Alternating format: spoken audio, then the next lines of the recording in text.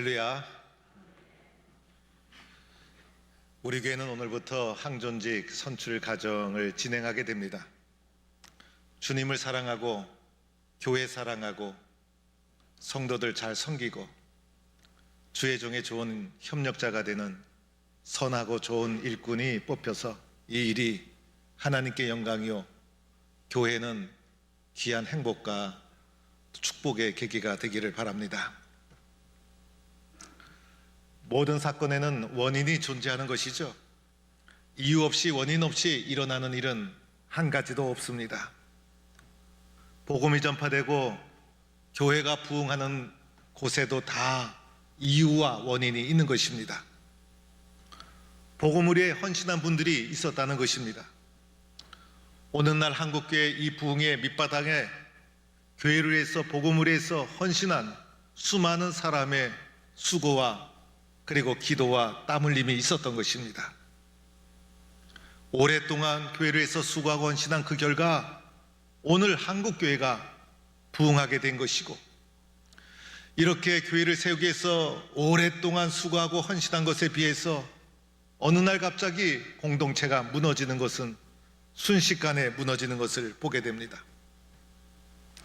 오늘 동북교회 신앙 선배들의 기도와 수많은 헌신의 결과 오늘 우리 교회가 여기에 존재하고 있는 것입니다. 교회를 자기 몸 돌보듯이 돌보고 헌신한 우리 신앙의 선배님들, 그리고 성도들을 잘 돌보고 주의 종에 잘 협력하고 순종했던 신앙의 선배들, 세상에 살면서 어렵고 힘든 일 있을 때마다 예배당 찾아와서 엎드려 눈물로 기도하고 서로 손잡아 주었던 아름다운 헌신의 결과로 오늘 동북교회가 여기 세워져 있는 것입니다. 제가 포항 동북교회 부임해서 가장 많이 들었던 이야기는 목사님, 우리 교회는 순종 잘하는 교회입니다 라는 말이었습니다.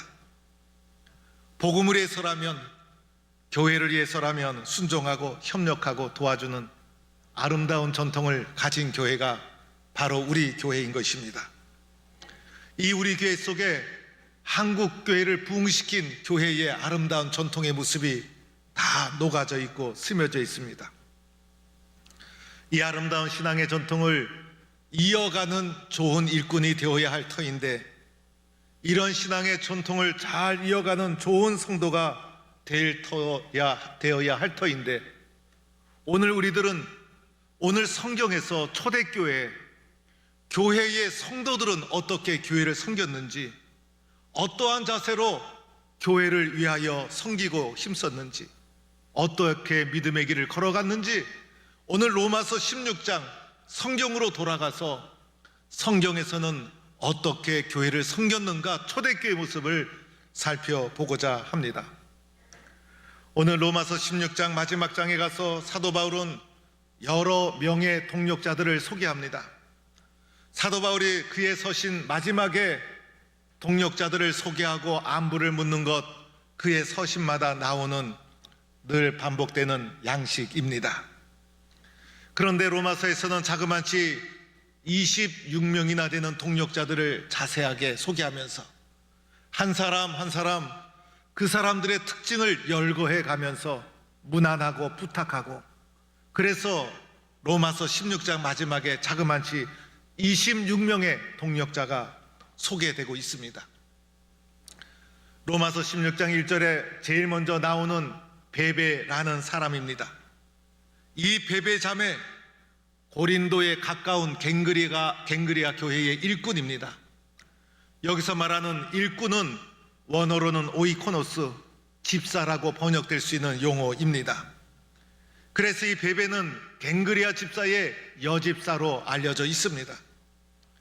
베베가 사도 바울이 지금 작성하고 있는 이 로마서를 사도 바울로부터 받아서 이 로마서를 가슴에 품고 먼 길 로마까지 가서 로마 교회에 전달해 준 분이 바로 이 베베 여집사일 것이다라고 확신합니다. 이것 하나만 보더라도 이 베베 집사가 얼마나 헌신적인 사람이었는가를 우리에게 보여주고 있는 것입니다. 이 베베가 바울의 서신을 가지고 로마 교회에 도착했을 때 로마 교회 성도들이여 합당한 예절로 그를 영접하고 무엇이든지 그에게 소용되는 것을 도와주기 바랍니다라는 부탁의 글이 쓰여져 있는 것입니다. 그런데 베베가 도대체 어떠한 신앙의 특징을 가졌는가?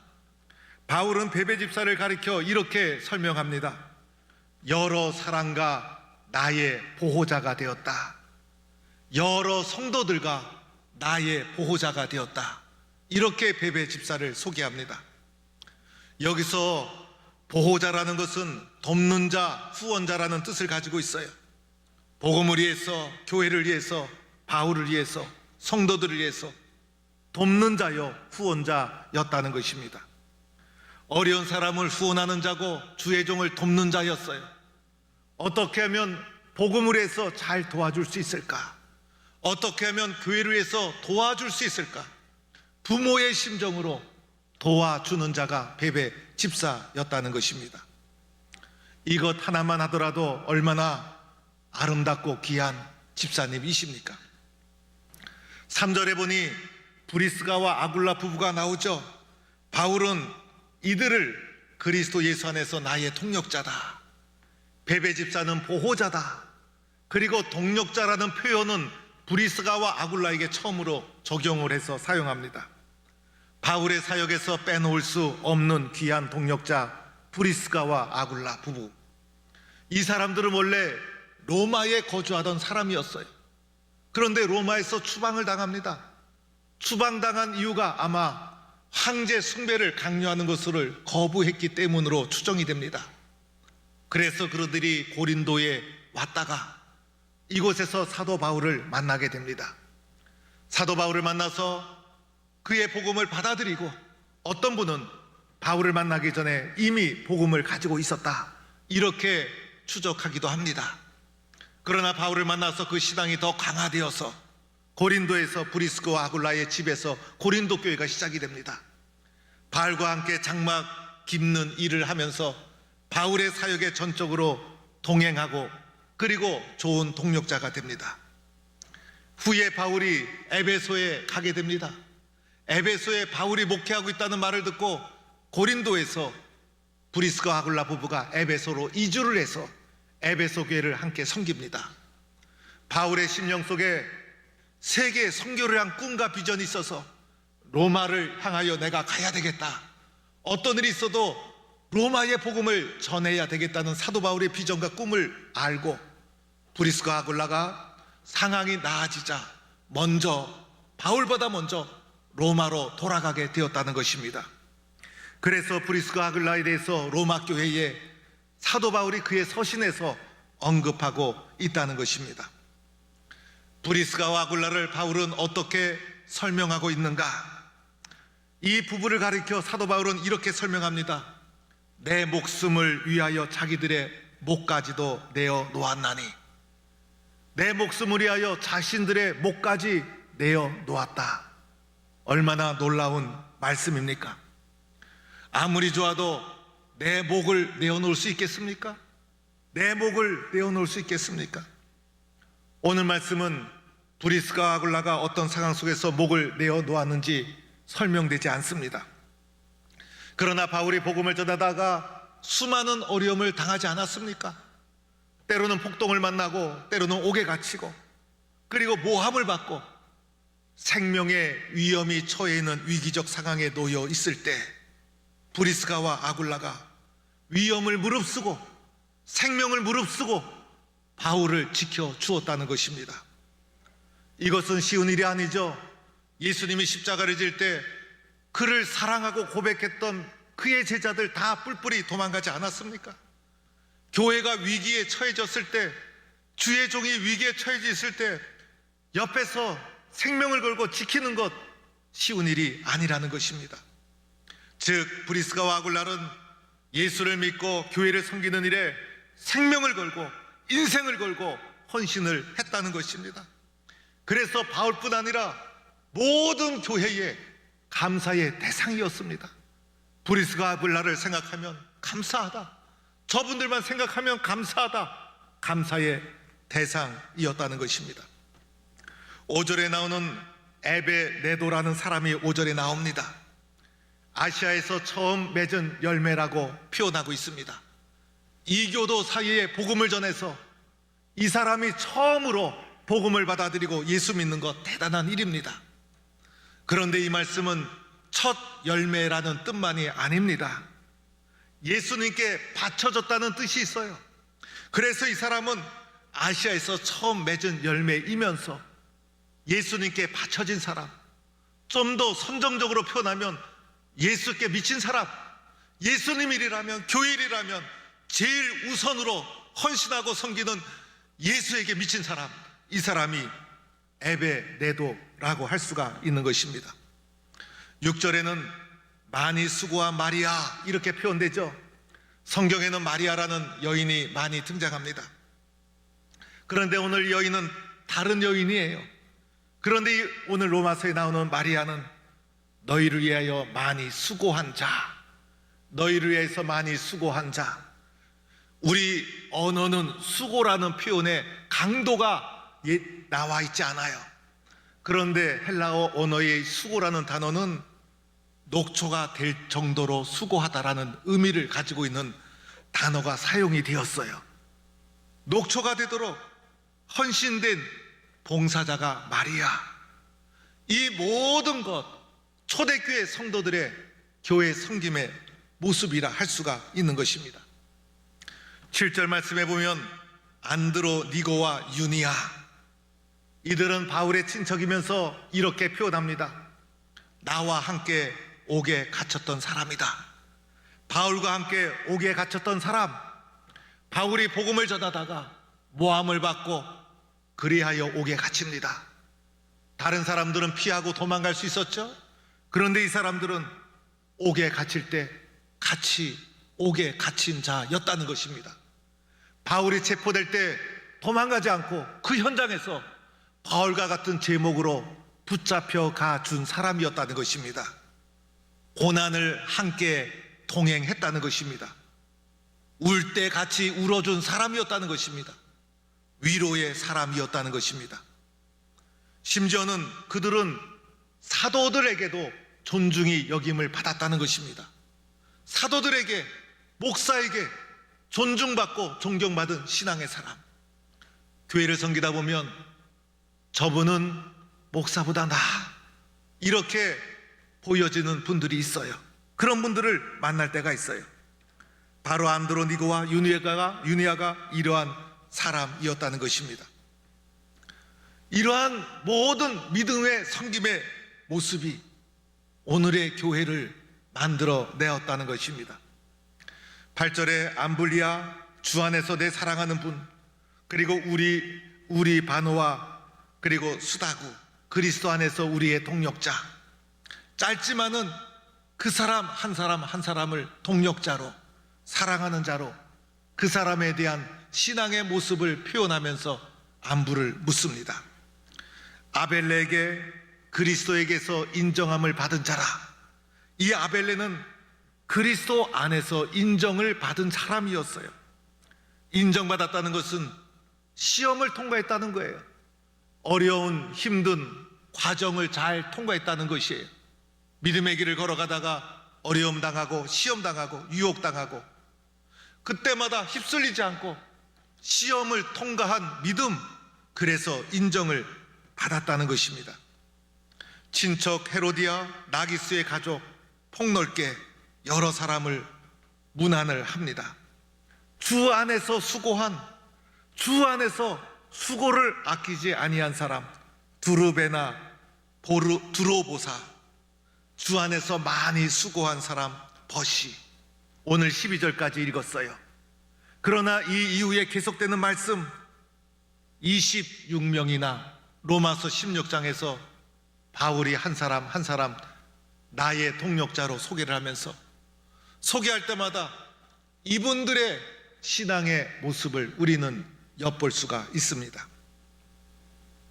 사랑하는 성도 여러분, 이 동력자들의 모습을 보면서 이들의 신앙 성품을 보게 되지 않습니까? 오늘 로마서 16장에 나오는 동력자들의 신앙 성품이 어떠했습니까? 복음을 위해서라면, 교회를 위해서라면 헌신하지 않았습니까? 충성했던 사람들입니다. 순종하고 자신을 바쳤습니다. 예수님의 사랑으로 섬기고 사랑했습니다. 겸손한 사람들이었습니다. 이들의 신앙 성품 속에서 시기, 미움, 다툼, 욕심 찾아볼 수가 없어요. 이들의 신앙의 색깔이 서로 돕고 겸손하게 섬겨주고 기도해주고 울어주고 아파해주고 궁일이 여기고 안타까운 마음으로 사랑을 베풀고 복음을 위해서 희생하고 섬기는 아름다운 신앙의 성품을 보게 됩니다. 교회 안에 그 어떤 차별도 없어요. 요즘 차별금지법으로 나라가 시끄러워요. 차별이 필요 없어요. 차별이 존재하지 않아요. 예수님의 사랑만 넘치는 공동체. 그래서 그 당시 사회가 어떤 사회였어요?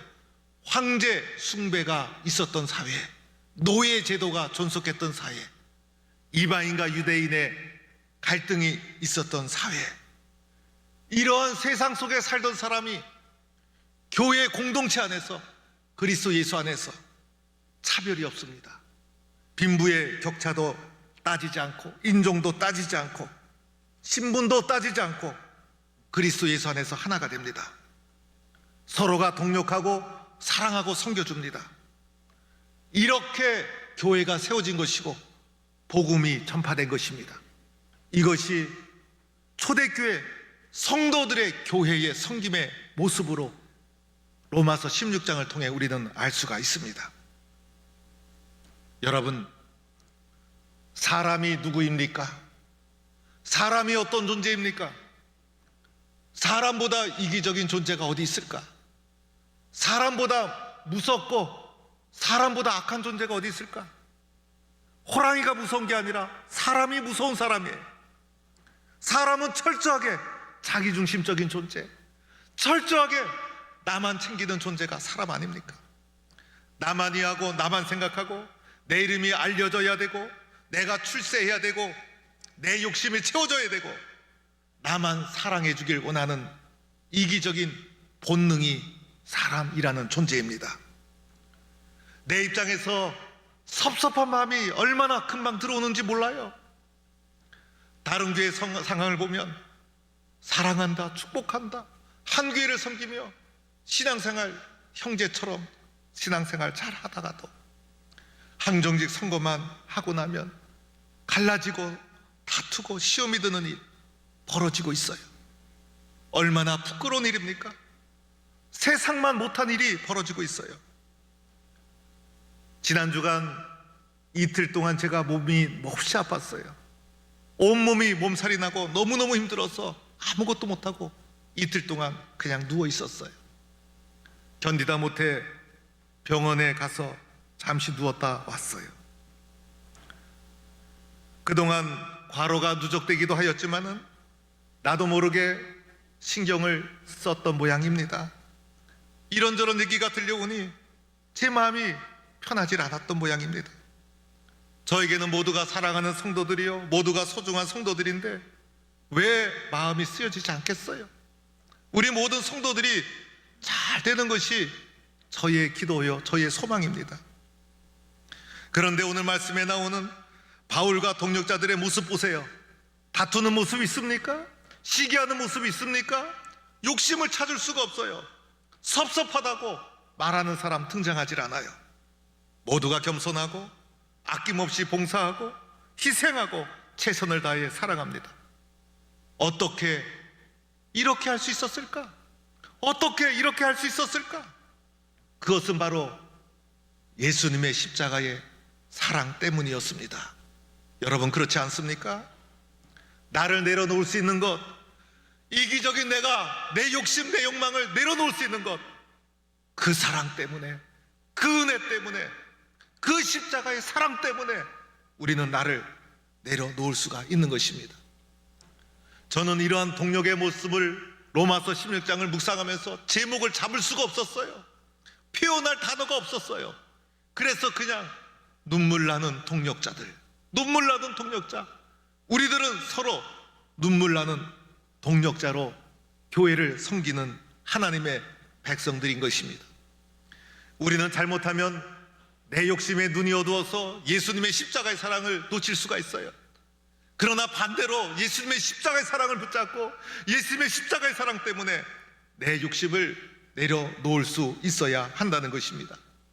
그래야 더 큰 은혜를 받고 더 큰 사랑을 누리고 그리고 이 세상으로부터 구원함을 받는 것이고 이 땅에 하나님 나라를 이루어가는 하나님의 동력자로 쓰여질 수가 있는 것이고 그 삶이 의미가 있고 보람이 있고 축복된 삶이 되어질 줄로 믿습니다.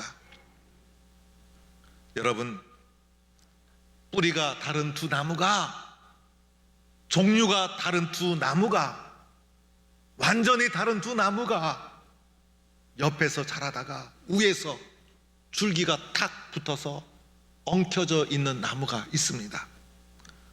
이 나무를 열리지라고 합니다. 서로 다른 나무임에도 불구하고 옆에서 자라다가 줄기가 탁 만나서 완전히 붙어버린 것입니다. 서로 문질러 껍질이 깨어지고 생살이 찢기면서 두 나무가 다름에도 불구하고 한 나무로 붙어버린 것입니다. 그러다 보면요, 나이테도 같아진다고들 합니다. 한 나무가 죽으면 붙어있는 그 옆에 나무가 양분을 공급해 주어서 살도록 해 주기도 한다는 것입니다. 이러한 열리지를 세상에서 부모와 자식의 사랑 또는 부부의 사랑으로 표현하기도 합니다. 뿌리가 다르지만은 다름에도 불구하고 한 몸을 이루어 서로 도와주고 사랑하고 동력하며 살아가는 우리가 영적인 열리지라 할 수가 있습니다. 그래서 성경은 교회를 그리스도의 몸이요 우리들은 몸된 지체다 이렇게 말하고 있지 않습니까?